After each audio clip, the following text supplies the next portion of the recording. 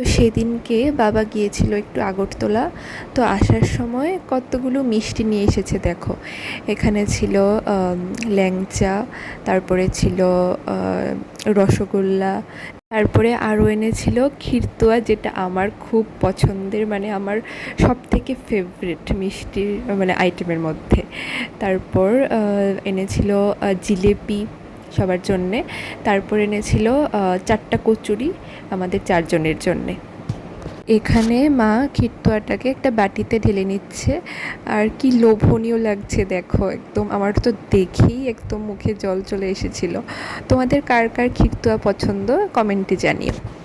আর আমাদের এখানে জানো তো মিষ্টির মানে মিষ্টিগুলো বা এইসব জিনিস মানে এত ভালো কোয়ালিটির পাওয়া যায় না। তো যখনই বাবা আগরতলা যায় মানে কোনো কাজে, সেরকমভাবে তো যাওয়া হয় না, তো যখনই যায় তখন ভোরে ভোরে মিষ্টি বা খাবার কিছু এরকম নিয়ে আসে। আর এই যে এখানে এতগুলো সবরি কলা দেখছো, এগুলো বাবা নিয়ে এসছে খোয়াই থেকে।